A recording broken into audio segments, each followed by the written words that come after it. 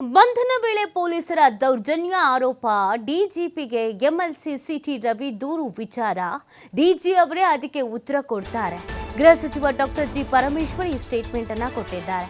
ನನಗೆ ರವಿ ದೂರು ಕೊಟ್ಟಿದ್ರೆ ಉತ್ತರಿಸ್ತಾ ಇದ್ದೆ. ಮಹಜರು ಬಗ್ಗೆ ಸಿಐಡಿಯಿಂದ ಸಭಾಪತಿಗೆ ಪತ್ರ ವಿಚಾರ. ಮಹಜರು ಬಗ್ಗೆ ಸಿಐಡಿ ಪೊಲೀಸರೇ ತೀರ್ಮಾನಿಸ್ತಾರೆ. ಮಹಜರಿಗೆ ಒಪ್ಪಿಗೆ ಬಗ್ಗೆ ಸಭಾಪತಿಯವರು ತೀರ್ಮಾನಿಸ್ತಾರೆ. ಈ ಎರಡು ವಿಚಾರಗಳ ಬಗ್ಗೆ ಅವರು ನನ್ನ ಸ್ಟೇಟ್ಮೆಂಟ್ ಕೊಡಲ್ಲ ಅಂತ ಹೇಳಿದ್ದಾರೆ ಗೃಹ ಸಚಿವರು. ಯಾಕಂದರೆ ಸಿಟಿ ರವಿ ಅವರು ದೂರು ಕೊಟ್ಟಿರೋದು ಯಾರಿಗೆ? ಅವರು ಉತ್ತರಿಸಬೇಕು. ನಾನು ಅದಕ್ಕೆ ಉತ್ತರ ಕೊಡಲ್ಲ, ಯಾಕಂದರೆ ನನಗೇನಾದರೂ ದೂರು ಕೊಟ್ಟಿದ್ರೆ ನಾನು ಉತ್ತರಿಸ್ತಾ ಇದ್ದೆ ಅಂತ ಹೇಳಿದ್ದಾರೆ. ಡಿ ಜಿ ಅವರಿಗೆ ದೂರು ಕೊಟ್ಟಿದ್ದಾರೆ, ಡಿ ಜಿ ಅವರೇ ಉತ್ತರವನ್ನು ಕೊಡ್ತಾರೆ ಅಂತ ಹೇಳಿದ್ದಾರೆ. ಇನ್ನೂ ಒಂದು ಮಹಜರು. ಈ ಮಹಜರಿಗೆ ಅವಕಾಶ ಸಿಗುತ್ತಾ ಸಿಗಲ್ವಾ? ಮಹಜರು ಮಾಡ್ಬೋದಾ ಮಾಡಬಾರ್ದಾ? ಮಾಡಲಿಲ್ಲ ಅಂದರೆ ತನಿಖೆ ಹೇಗೆ ನಡೆಯುತ್ತೆ? ತನಿಖೆಗೆ ಸಹಕಾರ ಸಿಗುತ್ತಾ ಸಿಗಲ್ವಾ? ಈ ಎಲ್ಲ ಗೊಂದಲಗಳಿಗಿದೆ. ಸಿಐಡಿ ಅಧಿಕಾರಿಗಳು ಈಗ ಸದ್ಯಕ್ಕೆ ಸಂಕಷ್ಟದಲ್ಲೇ ಇದ್ದಾರೆ.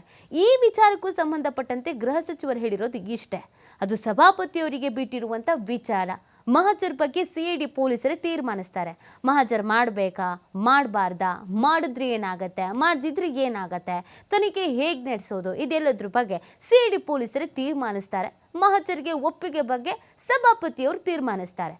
ಮಹಜರ್ಗೆ ಒಪ್ಪಿಗೆ ಕೊಡಬೇಕಾ ಕೊಡಬಾರ್ದಾ, ಕೊಡೋದಕ್ಕೆ ಅವಕಾಶ ಇದೆಯಾ, ಕೊಟ್ಟರೆ ಏನಾಗತ್ತೆ, ಕೊಡದಿದ್ರೆ ಏನಾಗತ್ತೆ, ಇದು ಸಭಾಪತಿಯವರ ಕಾರ್ಯವ್ಯಾಪ್ತಿಗೆ ಬರುತ್ತೆ. ಸೊ ಆ ಕಾರಣಕ್ಕಾಗಿ ಗೃಹ ಸಚಿವರು ಈ ಎರಡು ವಿಚಾರಗಳಿಗೆ ಸಂಬಂಧಪಟ್ಟಂತೆ ನಾನು ಮಾತಾಡಲ್ಲ, ಅವರೇ ತೀರ್ಮಾನಿಸ್ತಾರೆ, ಅವರೇ ಹೇಳ್ತಾರೆ ಅಂತ ಹೇಳಿದ್ದಾರೆ.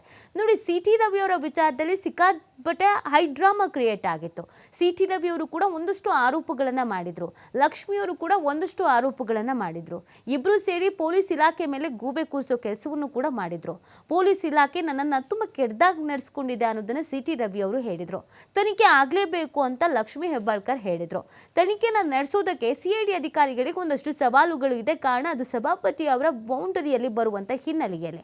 ಇನ್ನು ಪೊಲೀಸ್ ಇಲಾಖೆ ನಡ್ಕೊಂಡಂಥ ರೀತಿಯ ಬಗ್ಗೆ ಸಾಕಷ್ಟು ರೀತಿಯಾದಂಥ ಆರೋಪವನ್ನು ಮಾಡ್ತಾ ಇರುವಂಥ ಸಿಟಿ ರವಿ ಅವರು ರಾಜ್ಯಪಾಲರು, ಡಿಎಜಿ ಎಲ್ರಿಗೂ ಕಂಪ್ಲೇಂಟ್ ಕೊಡೋದ್ರ ಬಗ್ಗೆ ಮಾತನಾಡಿದ್ರು.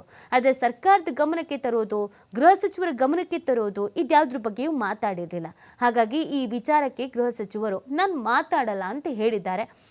ಈ ವಿಚಾರ ಇನ್ನು ಎಲ್ಲಿಗೆ ಹೋಗಿ ನಿಲ್ಲತ್ತೆ, ತನಿಖೆ ಯಾವ ರೀತಿಯಾಗಿ ನಡೆಯುತ್ತೆ, ತನಿಖೆಗೆ ಸಹಕಾರ ಆಗತ್ತಾ ಆಗಲ್ವಾ ನೋಡಬೇಕಿದೆ. ಅದನ್ನು ಡಿ ಜಿ ಅವರು ಉತ್ತರ ಕೊಡ್ತಾರೆ. ಅದಕ್ಕೆ ನಾನು ಉತ್ತರ ಕೊಡೋದಿಲ್ಲ. ನನಗೆ ಕೊಟ್ಟಿದ್ರೆ ನಾನು ಉತ್ತರ ಕೊಡ್ತಿದ್ದೆ, ನನಗೆ ಕೊಟ್ಟಿಲ್ಲ. ಅವ್ರು ನೋಡಿ, ಡಿ ಜಿ ಅವರಿಗೆ ಪತ್ರ ಬರೆದಿದ್ದಾರೆ, ಡಿ ಜಿ ಉತ್ತರ ಕೊಡ್ತಾರೆ. ಅದಕ್ಕೆ ನೋಡಿ, ಎಲ್ಲವೂ ಕೂಡ ಗೃಹ ಸಚಿವರು, ಮುಖ್ಯಮಂತ್ರಿಗಳು ಏನು ಆದೇಶ ಮಾಡ್ತಾರೆ ಪೊಲೀಸ್ ಇಲಾಖೆಯಲ್ಲಿ ಅದನ್ನು ಪಾಲಿಸ್ತಾರೆ. ಬೇರೆ ಬೇರೆಯವರು ಹೇಳುವಾಗ ಅದನ್ನು ಅವರು ಅಷ್ಟೊಂದು ಪಾಲಿಸೋದಕ್ಕೆ ಸಾಧ್ಯ ಇರೋದಿಲ್ಲ. ಅದನ್ನು ಅವರು ಆಪಾದನೆ ಮಾಡಿದ್ದಾರೆ, ಅದನ್ನು ಡಿ ಜಿ ಅವರು ಅದಕ್ಕೆ ಸರಿಯಾದ ಉತ್ತರ ಕೊಡ್ತಾರೆ.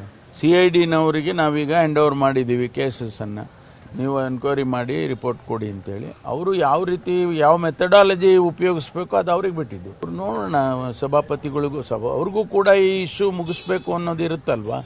ಸಭಾಪತಿಗಳಿಗೂ ಕೂಡ ಈ ಇಶ್ಯೂವನ್ನು ದೊಡ್ಡದಾಗಿ ಬೆಳೆಸೋದಕ್ಕೆ ಬೇಡ ಅಂತೇಳಿ ಅವ್ರಿಗೂ ಇರುತ್ತೆ. ಅದರಿಂದ ಅದನ್ನು ಅವರು ತೀರ್ಮಾನ ತಗೊಳ್ತಾರೆ, ಸಭಾಪತಿಗಳು ತೀರ್ಮಾನ ತಗೊಳ್ತಾರೆ.